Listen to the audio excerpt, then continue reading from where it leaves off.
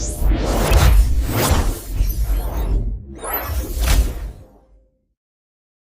Friends आज इस lecture में हम लोग पढ़ेंगे intersection of a line and a plane.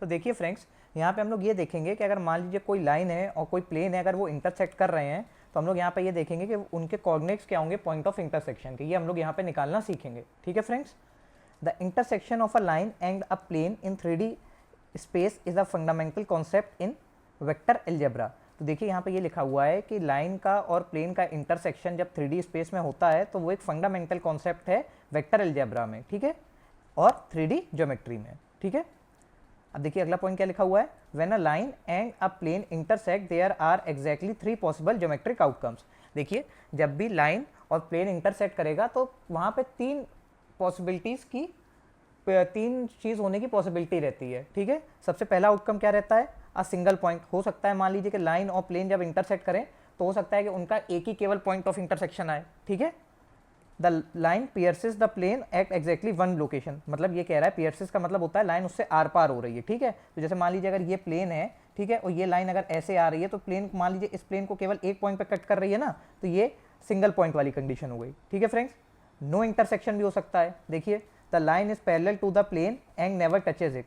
मान लीजिए ऐसा हो कि आपका प्लेन फ्रेंड्स ये है, ठीक है, और लाइन आपकी ये है, तो ये दोनों अगर पैरेलल हो जाएंगे तो फ्रेंड्स ये कहीं पे इंटरसेक्ट करेंगे ही नहीं, है ना, तो यहाँ पे नो इंटरसेक्शन हो जाएगा। ठीक है, और तीसरी कंडीशन क्या है फ्रेंड्स, इनफाइनाइट इंटरसेक्शन। तो देखिए फ्रेंड्स यहाँ पे ये होता है, इस वाली कंडीशन में ये होगा कि जो आपका जो प्लेन है ना उसी में लाइन लाई कर जाए। मतलब फ्रेंड्स मैं ये कह रहा हूँ ये आपका प्लेन है, ठीक है, जो लाइन है ना वो आपकी ऐसे आ रही है, मतलब उस प्लेन में ही लाई कर जा रही है लाइन, है ना, तो यहाँ पे तो इनफाइनाइट पॉइंट हो जाएंगे ना इंटरसेक्शन के, क्योंकि पूरी की पूरी लाइन आपकी प्लेन के अंदर लाई कर रही है ना, है ना फ्रेंड्स, तो यहाँ पे इनफाइनाइट इंटरसेक्शन हो जाएगा। The line lies entirely within the plane. देखिए जो मैंने आपको बताया कि लाइन जो है आपकी प्लेन के अंदर लाई कर रही है। ठीक है, there are 2 methods to find the intersection. देखिए लाइन और प्लेन के इंटरसेक्शन फाइंड करने के 2 मेथड होते हैं। पहला होता है फ्रेंड्स आपका वेक्टर मेथड, दूसरा होता है फ्रेंड्स आपका कार्टेशियन मेथड। ठीक है, सबसे पहले फ्रेंड्स हम लोग देखते हैं वेक्टर मेथड। तो देखिए स्टेप 1, इसमें क्या करेंगे, सबसे पहले हम लोग इक्वेशन डिफाइन करते हैं। ठीक है, मतलब friends equation of a line है, उसको हम लोग एक्सप्रेस करेंगे स्टार्टिंग पॉइंट से और प्लस उसका डायरेक्शन। ठीक है, तो मतलब इक्वेशन ऑफ अ लाइन जैसे हम लोग लिखते हैं ना, स्टार्टिंग पॉइंट उसका ए हो गया, उसका डायरेक्शन मान लीजिए बी हो गया, तो ऐसे करके इक्वेशन ऑफ लाइन हम लोग लिखते हैं ना फ्रेंड्स, तो हम लोग ऐसे इक्वेशन ऑफ लाइन लिख लेंगे। ठीक है फ्रेंड्स यहाँ पे ए वेक्टर क्या होता है, ए वेक्टर नोन पॉइंट है on a line, A vector line पर कोई भी ऐसा पॉइंट है जो हमको पता है। ठीक है, और बी क्या है फ्रेंड्स, डायरेक्शन वेक्टर है लाइन का, जो हम लोग ने प्रीवियस लेक्चर में निकालना सीखा है ना, बी जो पॉइंट होता है, ये बी आपका डायरेक्शन वेक्टर है लाइन का। ठीक है फ्रेंड्स, और लैम्डा क्या है फ्रेंड्स, लैम्डा कोई भी स्केलर है। ठीक है, अब फ्रेंड्स दूसरा स्टेप क्या होगा, इक्वेशन ऑफ अ प्लेन। तो देखिए इक्वेशन ऑफ अ प्लेन है express using its normal vector. तो आपको पता होगा इक्वेशन ऑफ प्लेन को हम लोग नॉर्मल वेक्टर में ऐसे लिख सकते हैं ना, हमने प्लेन वाली जो पूरी प्लेलिस्ट है उसमें ये करके दिखाया है ना आपको, ऐसे इक्वेशन ऑफ अ प्लेन को ऐसे लिख के, है ना, जहाँ पे n क्या होता है फ्रेंड्स, n होता है आपका vector perpendicular to the plane. और फ्रेंड्स अगर आपको ये इक्वेशंस नहीं क्लियर हो रही हैं तो आप हमारा equation of line in 3D space और प्लेन इन 3D स्पेस वाली प्लेलिस्ट देख सकते हैं, जिससे आपको ये कॉन्सेप्ट एकदम क्रिस्टल क्लियर हो जाएगा। ठीक है फ्रेंड्स, देखिए where n is a vector perpendicular to the plane. तो फ्रेंड्स यहाँ पे n क्या है, n वो वेक्टर है जो प्लेन के परपेंडिकुलर है। ठीक है, and d is a scalar constant representing the plane's distance from the origin. तो फ्रेंड्स यहाँ पे d क्या होता है, यहाँ पे d होगा फ्रेंड्स परपेंडिकुलर डिस्टेंस होगा फ्रॉम द ओरिजिन। ठीक है फ्रेंड्स, फ्रेंड्स स्टेप 2 क्या होगा, सब्स्टिट्यूट एंड सॉल्व। तो देखिए to find where they intersect substitute the position vector r from the line equation into the plane equation. तो friends वो ये कह रहा है कि अगर आपको अब पॉइंट ऑफ इंटरसेक्शन निकालना है तो आप उसके लिए क्या करेंगे, जो लाइन में आपका आर जो वेक्टर था ना, इसको निकाल के और इसको सब्स्टिट्यूट कर दोगे आप फ्रेंड्स प्लेन इक्वेशन में। ठीक है, तो फ्रेंड्स कैसे करेंगे, देखिए आर वेक्टर आपका लाइन से क्या आ रहा था, r equals to a plus lambda b था, और हम लोग ने प्लेन की इक्वेशन क्या देखी थी फ्रेंड्स, प्लेन की इक्वेशन ऐसे थी, r equals to n d. तो आर इक्वल्स टू लेमडा ये क्या आ रहा था, आर आपका आ रहा था ए प्लस लेमडा बी आ रहा था आपका, है ना फ्रेंड्स, इक्वेशन ऑफ लाइन से। तो फ्रेंड्स यही तो मैंने वैल्यू यहाँ पे रख दी इस इक्वेशन में, तो ये वाली इक्वेशन मुझे मिल गई। ठीक है फ्रेंड्स, और ये इसको फ्रेंड्स जब हम फर्दर सिंप्लीफाई करते हैं तो आपका क्या आएगा फ्रेंड्स, देखिए एक vector dot n vector plus lambda into b vector into n vector equals to d. तो फ्रेंड्स हमको लेमडा यहाँ पे निकालना है, अगर लेमडा हमको पता लग जाएगा तो हमारे पास बाकी सारे वेरिएबल तो हैं ही। तो फ्रेंड्स लेमडा हम लोग कैसे निकाल सकते हैं, तो फ्रेंड्स सबसे पहले ये इधर जाएगा तो ये क्या हो जाएगा, d minus dot product of vector A with vector n और डिवाइडेड बाय फ्रेंड्स ये डिनोमिनेटर में आ जाएगा dot product of vector b with vector n. ठीक है फ्रेंड्स। अब फ्रेंड्स रिजल्ट का हम लोग इंटरप्रिटेशन करते हैं कि रिजल्ट से हमको एक्चुअली में मिल क्या रहा है। तो देखिए the denominator dot product of vector b with vector N is the dot product of the line's direction and the plane's normal. तो फ्रेंड्स आप यहाँ देख पा रहे हैं जो बी डॉट एन वेक्टर का जो यहाँ पे डॉट प्रोडक्ट है ये आपको क्या दिखा रहा है, लाइन का जो डायरेक्शन है उसका डॉट प्रोडक्ट और नॉर्मल जो वेक्टर है प्लेन का उसका डॉट प्रोडक्ट। ठीक है friends. This tells us everything we need to know. तो फ्रेंड्स यहाँ से हमको वो सब कुछ पता लग जाएगा जो हमको ज़रूरी होगा इक्वेशन लिखने के लिए। ठीक है फ्रेंड्स। अगर friends if dot product of vector b and vector N is not equals to zero, अगर मान लीजिए ये आपका डॉट प्रोडक्ट जीरो नहीं आ रहा है तो friends the line and the plane intersect at a single point. ठीक है। अगर मान लीजिए डॉट प्रोडक्ट जीरो नहीं आएगा तो लाइन और जो आपका प्लेन है वो इंटरसेक्ट करेगा एक सिंगल पॉइंट पे। ठीक है। और we calculate the value of lambda, plug it back into the original line equation. तो फ्रेंड्स हमको अगर लैम्डा की वैल्यू निकालनी है तो फ्रेंड्स फिर हम लोग जो लैम्डा है इसको ओरिजिनल लाइन की जो इक्वेशन है जो ये वाली इसमें हम लोग सब्स्टिट्यूट कर देंगे। ठीक है friends. And that gives us the exact coordinate of the intersection. तो फ्रेंड्स जब हम ये जो फ्रेंड्स ये जो लैम्डा की वैल्यू आ रही है इसको फ्रेंड्स जब हम इस लाइन की इक्वेशन में रख देंगे तो फ्रेंड्स यहाँ से हमको एग्जैक्ट पॉइंट ऑफ इंटरसेक्शन मिल जाएगा, कोऑर्डिनेट मिल जाएंगे, मतलब हमको एग्जैक्ट कोऑर्डिनेट मिल जाएंगे पॉइंट ऑफ इंटरसेक्शन के। ठीक है फ्रेंड्स। अगर फ्रेंड्स मान लीजिए dot product of vector B और एंड वेक्टर एन अगर जीरो आ गया तो इसका मतलब ये है line is perpendicular to the plane normal. ठीक है फ्रेंड्स। अगर डॉट प्रोडक्ट दो वेक्टर का जीरो आता है तो आपको पता ही होगा ना कि अगर डॉट प्रोडक्ट जीरो आ रहा है तो इसका मतलब दोनों वेक्टर परपेंडिकुलर हैं। ऐसा क्यों है फ्रेंड्स, क्योंकि डॉट प्रोडक्ट हमको पता है कि अगर मान लीजिए दोनों वेक्टर का डॉट प्रोडक्ट हो रहा है तो उसको मैं ऐसे लिख सकता हूँ ना, वेक्टर बी का मैग्नीट्यूड वेक्टर एन का मैग्नीट्यूड इनटू कॉस थीटा। अगर ये जीरो आ रहा है तो मतलब थीटा की वैल्यू क्या है, कॉस थीटा जीरो आ रहा है, कॉस थीटा जीरो आ रहा है तो मतलब थीटा की वैल्यू 90 डिग्री है। ठीक है फ्रेंड्स।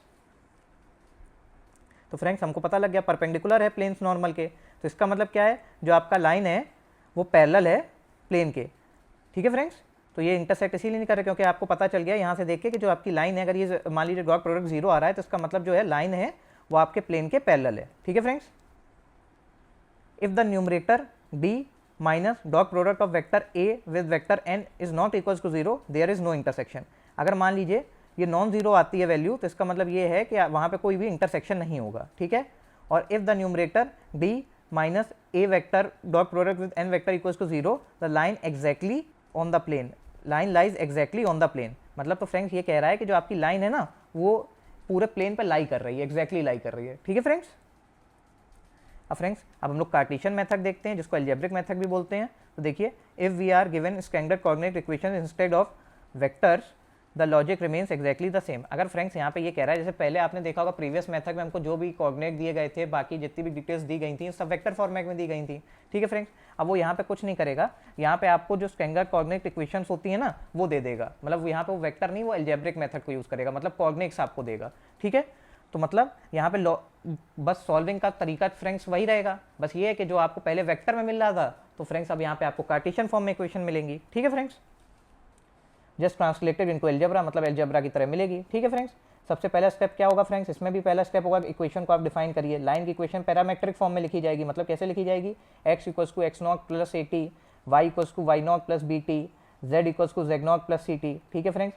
जहाँ पे X naught Y naught Z naught क्या है friends, is the point A B C is in the direction and T is the parameter. ठीक है फ्रेंड्स। तो फ्रेंड्स यहाँ पे X naught Y naught Z naught क्या है फ्रेंड्स, ये आपका पॉइंट है कोई भी, और ए बी सी क्या है फ्रेंड्स यहाँ पे डायरेक्शन है। ठीक है फ्रेंड्स। और टी क्या है फ्रेंड्स आपका पैरामीटर है, पैरामीटर मतलब स्केलर है कोई भी। ठीक है फ्रेंड्स। अब फ्रेंड्स प्लेन की स्टैंडर्ड फॉर्म में इक्वेशन क्या होती है हमको पता ही है, A X plus B Y plus C Z plus D equals to zero.